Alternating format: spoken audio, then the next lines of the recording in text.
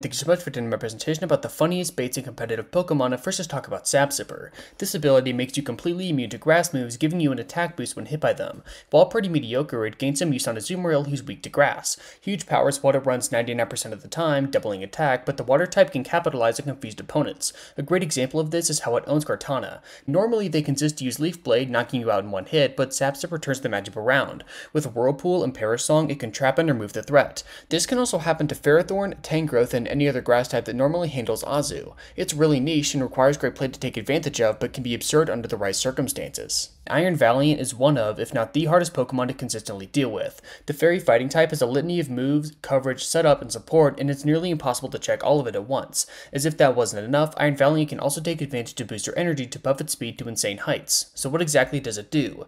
Its most outright powerful sets are physical Swords Dance variants. With a +2 boost, close combat, knockoff, and spirit break, it can beat nearly anything.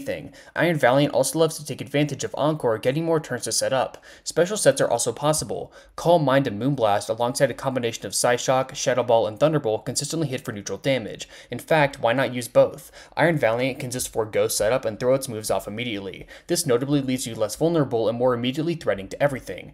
There are also more niche sets with Choice Band, Choice Specs, Booster Attack, Expert Belt, Focus Sash, really whatever you like. For this reason, Iron Valiant is really good at making you really scared. It probably has a set that can beat your Pokemon, so sending it in almost forces you out. Then the Val player can do their thing. You can very easily switch it into a Toxapex, your opponent leaves for your Thunderbolt, but then oops, you go for Swords Dance and win the game immediately. There are innumerable ways you could mess with your opponent. I mean, I haven't even talked about Destiny Bond or Substitute sets. Overall, one of the craziest Pokemon ever made. Not all mind games have to happen in battle. Sometimes, even the team preview screen can be absolutely baffling. There's no better example of this than Urshifu, who has two separate forms that are indistinguishable by their icons. This is a big fucking deal. Not knowing what you can use to safely beat them forces you to make some really weird choices. If you bank on Great Tusk being able to stop their Urshifu single, for example, but it turns out to be Urshifu Rapid, you can just kinda lose. This is a giant problem, especially in VGC closed team sheets formats where you can only bring 4 of your 6 Mons. At least in singles you get to use your checks. This means that, in CTS, teams have to prepare for both Urshifu forms like they're one Pokemon. Every time you see the bear on the other team, you better have a solid plan for each. If not, things will go downhill very quickly. Skarmory is one of the most consistent Snorlax checks in Gen 2 OU. It resists Double Edge, is immune to Earthquake, and can boost alongside it with Curse, status it with Toxic, or just phase with Whirlwind. However, Skarmory does not always win the matchup. GSC Snorlax is, in context, the best Pokemon of all time. There are so many different things it can do, and all of them are amazing. One of those things, while rare, is running a mixed set.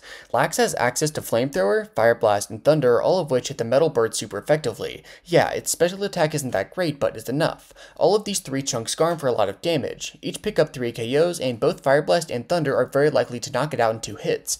This can function as a solid bait, luring in the defensive behemoth, hopefully low health, and owning it with special moves to open up the rest of your team. There is a lot of opportunity cost to this though. By running these moves you have to drop Earthquake, a fantastic coverage option. This set is pretty niche overall, but if you hate Skarmory like I do, it's a perfectly reasonable decision.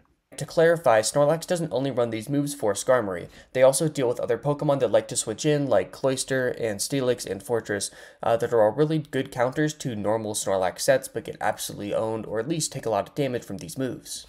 In conclusion, there are many wild ways you can throw off your opponent. From a weird ability to a niche move to being unable to tell what fucking Pokemon the other player has, the sky's the limit. Thank you so much for watching.